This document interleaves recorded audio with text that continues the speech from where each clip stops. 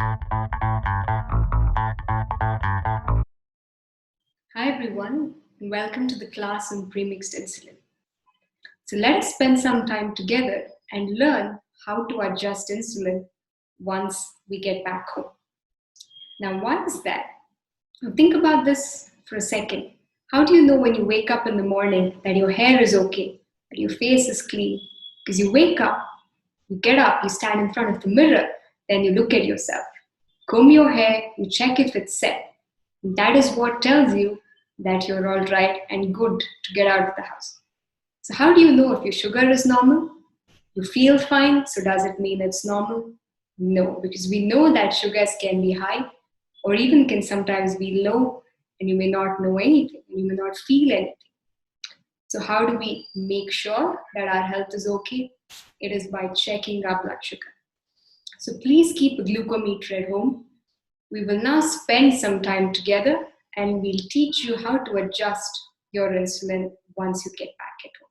So the more you check, the better it is, because the more you adjust your insulin and make sure that your sugars are under control, you know that the risk of long-term complications of diabetes are very, very minimal, because you've actually seen and you have the proof right there that your blood sugars are normal right in front of your own eyes.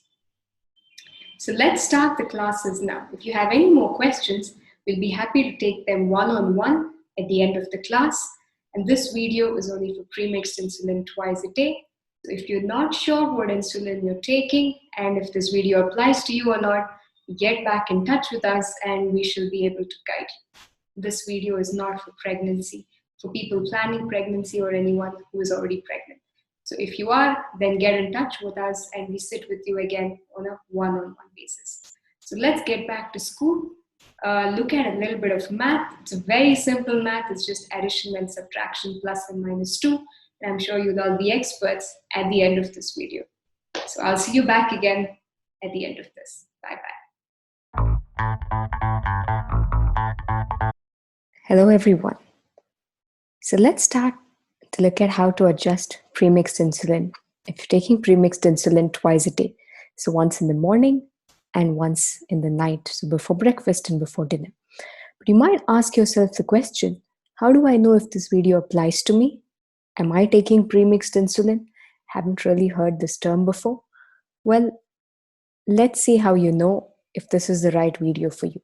So go back to your prescription and check what insulin you're taking. So look at its name.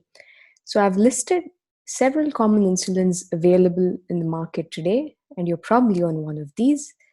So beside the name of the insulin, you will find a number like this printed. This is printed both in the vials and on the refills or the cartridges. So it may say 3070 or 2575 or 5050.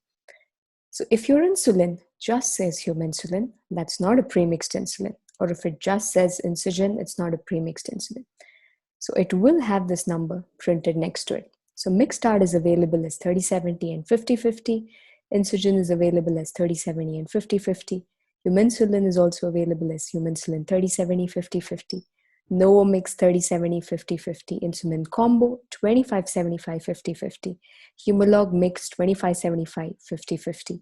And Eglucin Mix 2575, 5050. If you're still not sure after checking your prescription, sit with the doctor and find out from them if this is the right video for you, and they will be able to guide you if you're taking premixed insulin or not.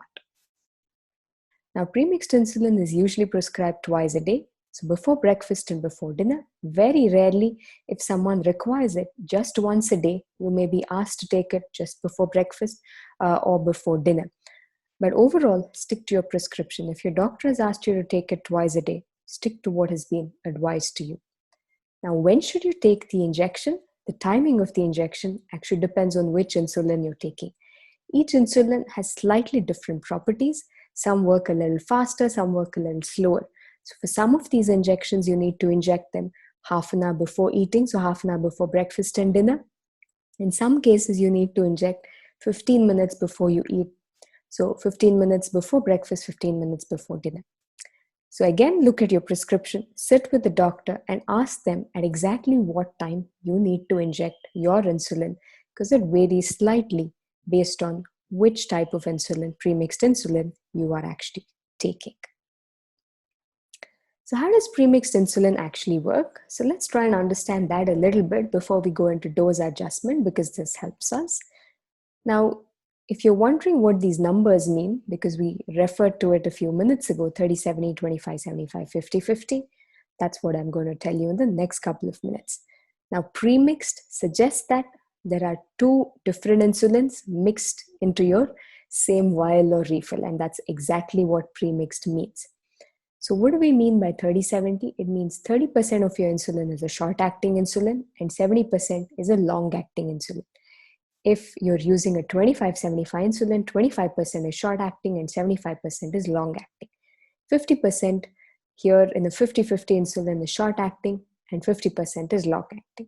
So let's say we're injecting the insulin at 7:30 a.m. and having breakfast at 8 a.m. What happens first? The short-acting component starts working with our food. So as our blood sugars rise after food, the levels of insulin in our blood also go up. So it controls the post-breakfast blood sugar here, or the PPBS here. And gradually the insulin levels come down, and by about lunchtime, the action of the insulin is over. If you're taking a 50-50 insulin, 50% of it is a short-acting insulin, and it's covering you from breakfast to lunch. But what about the rest of the day? What about afternoon and evening? Well, that is where your long-acting component of the insulin starts to work. So in the 30-70 insulin, by lunchtime, your 30% is finished and that isn't working anymore. And the rest of the day, you're covered with your long-acting insulin. So as you see, this starts to work a little bit later and it covers you in the afternoon till the evening. So you have two types of insulin, a short-acting insulin and a long-acting insulin mixed together in your same vial or refill. Therefore, this is called as premixed insulin. Now, though there are two types of insulin, you're actually taking just one injection because this is already mixed together in this particular proportion. Now, do you need a 30-70 or a 50-50? That is something your doctor decides based on your reports. So if someone has a much greater need for a short-acting insulin, they may have put you on a 50-50. But if someone requires a lesser amount of short-acting insulin and a greater amount of a long-acting insulin, you may be on 30-70 or a 25-75. So leave that decision to your doctor. But one injection in the morning covers you till evening. So this works for about 12 hours. So the timing of injection is 15 minutes before food for some insulins, 30 minutes before food for some other insulins. But basically one injection and you're good till the evening. So what about the rest of the day? Because we have 24 hours in a day. So what do we do in the night? Well, obviously, that is why this insulin is given twice a day. So you need to take another injection 15 to 30 minutes before your dinner right here. And what does this do? This starts working here through the night and covers you in the night. So let's see what happens when you take the shot before your dinner. So you take the premixed insulin before dinner again. Again, this is premix, so the short-acting insulin covers your sugars after dinner and works till early morning. And then the long-acting insulin starts working a little bit slower and covers you through the rest of the night till the next day around your breakfast time. So the morning injection works till evening, covers you for 12 hours. You take the night injection. This again covers you through the night and it works for approximately 12 hours. So before we look at dose adjustment, what sugars do we check and how often are we going to check our sugars? And this is something that you're probably thinking of at about this time. So we need to check two blood sugars, fasting and postprandial, at least twice a week. So remember, I'm insisting at least twice a week. So if you check more than that, that's even better, because the more often you check and the more you adjust your insulin, you're going to be in your target blood sugar range much more. And the longer you are in your target blood sugar range, the better it is for your health, because that means the risk of complications from diabetes are going to be minimized to a great extent. So we want you to check the fasting, that is early morning before you eat anything, and postprandial sugar, that is 1.5 hours after breakfast, at least twice a week. We also want you to check your sugars at other times in the day. So after lunch, after dinner, and once early in the morning, 2 to 3 a.m., maybe once a week. if possible more than that, but at least once a week again. And why do we do this? Because we also want to know what happens during the rest of the day. Though we use the fasting and postprandial sugars to adjust the insulin dose, if there are variations at other times of the day, this will also help us. So when you come back to the doctor and see us and tell us these other values also, this helps us make changes in your diet, in your exercise, and in the other medications. Of course, we want you to check at any point of time when you experience low sugar symptoms. So, what are normal blood sugars? What is high and what is low?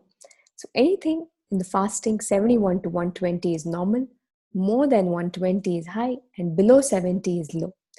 After breakfast, 71 up to 180 is normal, more than 180 is high, and below 70 is low.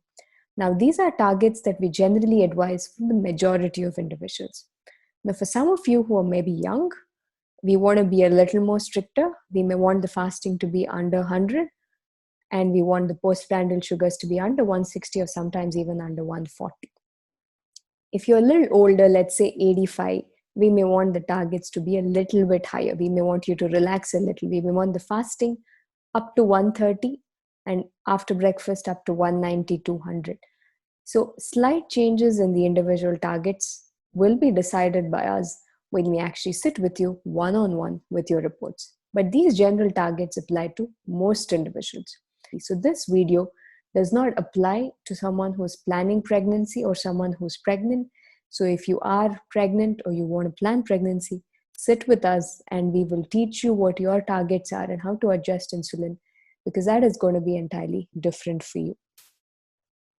So what does a normal value mean? So let's understand that a little bit more now in detail. Now remember, when you check your sugars early in the morning fasting, you haven't even taken your morning injection yet. So the only insulin acting at that point of time is the insulin that you've taken the previous night. So anything that happens through the night or anything with your fasting blood sugar is actually controlled by your night insulin. So if your fasting is high, that means the insulin that you've taken in the night is not sufficient. If your fasting is normal, that means the insulin that you've taken the previous night is sufficient. If your fasting blood sugar is low, or at any other time in the night, if you've had a low sugar, that means the amount of insulin you've taken the previous night is a little more for you. Similarly, when we check our sugars after breakfast, whatever happens at this time, it's actually because of our morning injection. So remember, the night insulin works for 12 hours. It stopped working at about 7:30, 8 a.m. in the morning. So when you check your post-breakfast sugar at 10:30 or 11 a.m., the only insulin acting at that time is your morning injection. So if your PPBS is high, more than 180, that means your morning insulin dose is not enough. If your PPBS is normal, under 180, that means the amount of insulin you've taken in the morning is perfect for the amount of food you've consumed that day. And if your PPBS is low, or even at any other time in the day, before lunch, afternoon, evening, if you have a low sugar, that means the morning insulin is a little bit more for you. So think of this as insulin working in two shifts. So the morning insulin works from 8 a.m. to 8 p.m. So it's a 12-hour shift. So anything that happens in the daytime is because of the morning insulin. Similarly, the night insulin comes in before dinner. It works through the night till the next day morning. So that's the night shift. So anything that happens in the night and early morning is because of your night insulin. So how do I adjust insulin? So let's look at your fasting blood sugar first. So what we want is the fasting blood sugar to be between 71 and 120. So if your fasting blood sugar is more than 120, that means the night insulin is not sufficient for you. So what do? When you're taking your night insulin, what you need to do is add 2 units to the insulin dose. So if you've taken 20 units, increase that to 22. Or if you've taken 15 units, you increase that to 17. So whatever your dose is, when your fasting blood sugar is high, if it is more than 120, add 2 units to your current insulin dose in the night. If your fasting is normal, if you've taken 10 units, that means the amount of insulin in the night is perfect. So you continue the same dose, don't make any changes at all. If your fasting is low, let's say it's 55 or 60, right here in the morning or somewhere in the night, what do? Do you panic and skip insulin in the morning? No, don't do that, because there's no relationship between your morning insulin and your night hypoglycemia.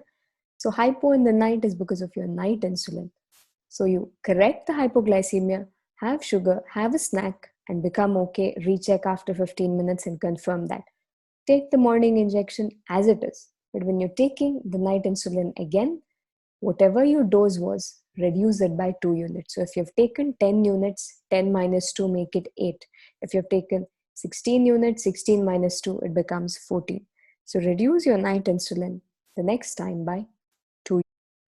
So what about the sugars after breakfast? So this again is very similar. We adjust the morning insulin to control the postprandial blood sugars.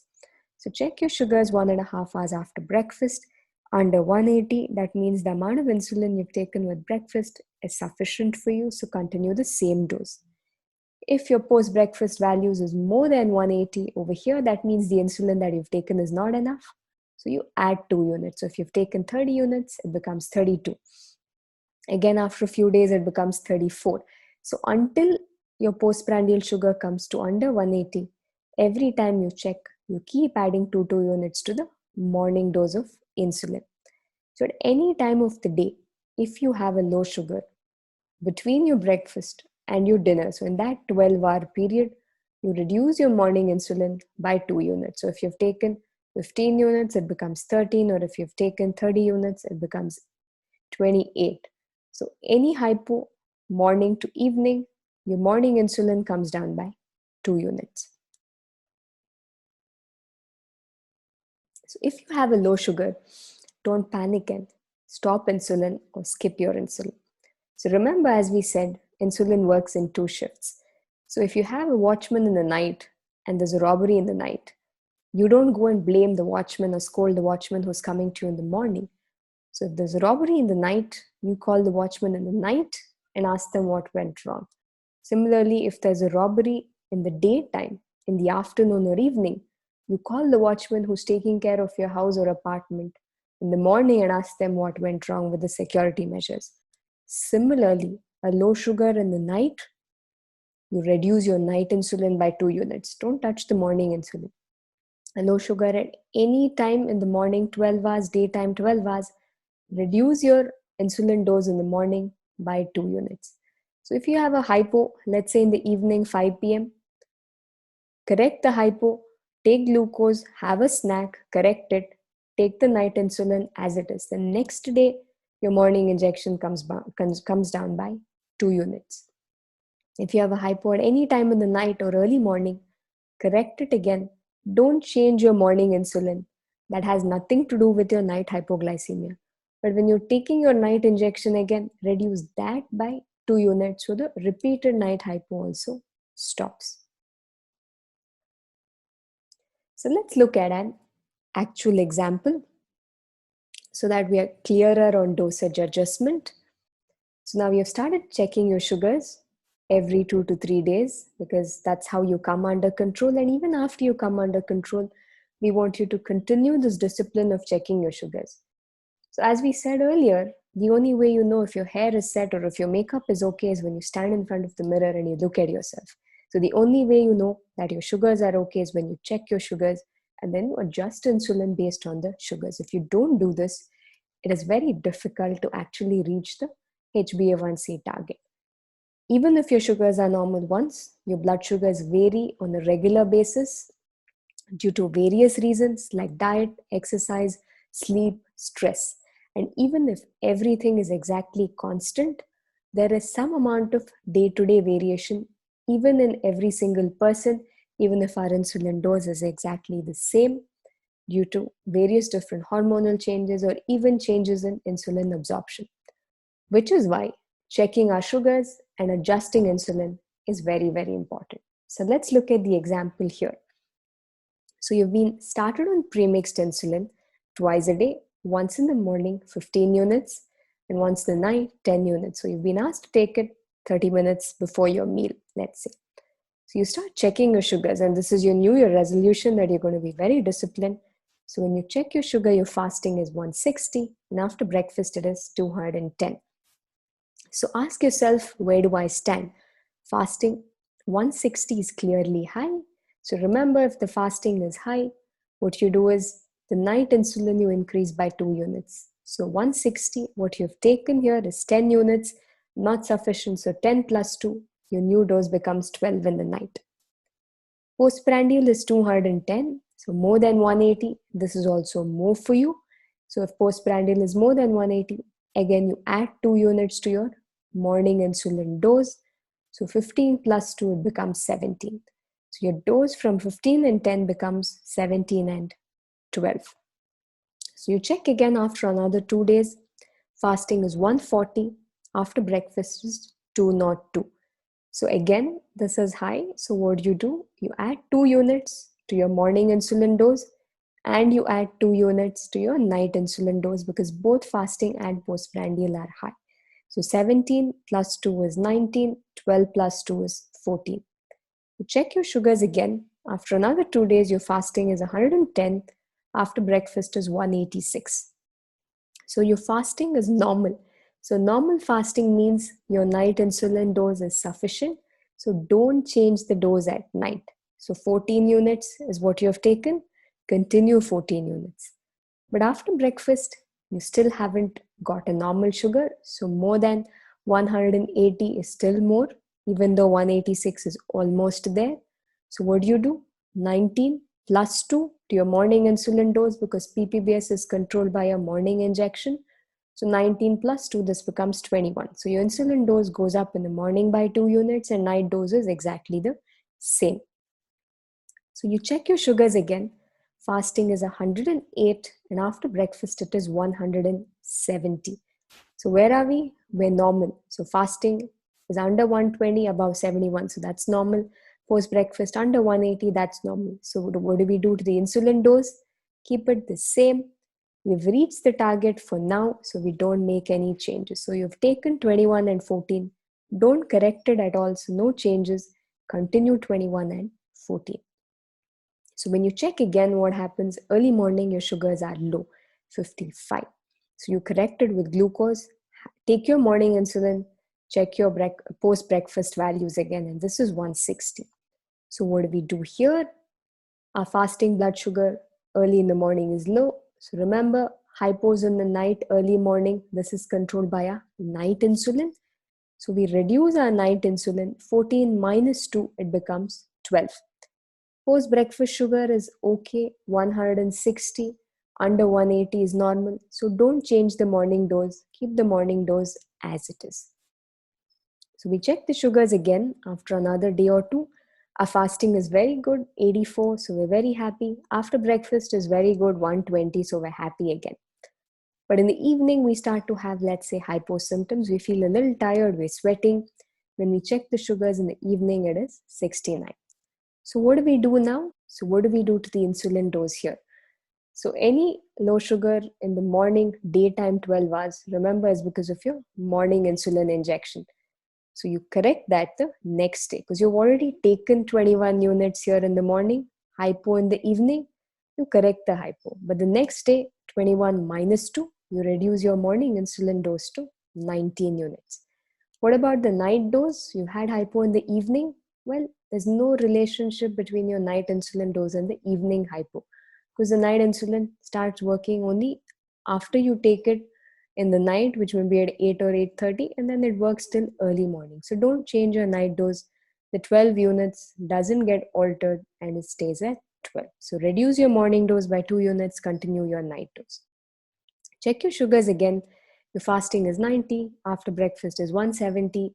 So both are normal. So don't correct it. No plus 2, minus 2. So you continue the same dose of insulin. So remember that you need to keep adjusting your insulin dose on a regular basis. Even after you get to your target, there's going to be some amount of day-to-day variability every few days that happens to you, which is why checking your sugars and adjusting insulin is important. Everyone requires a different dose of insulin. So don't go home and compare the dose that you're taking with the dose that your relative is taking or your friend in the park is taking, because this is going to be entirely different. You may require 40 units of insulin per day, someone else may require just 10, and someone else may require even 200 units of insulin per day. There's also nothing like a maximum dose of insulin. So if you start adjusting insulin, let's say your doctor's prescription has started with 20 units and you've gone up to 30, and then you start wondering, how much more should I increase? Don't worry, keep increasing the dose until your blood sugars are actually normal.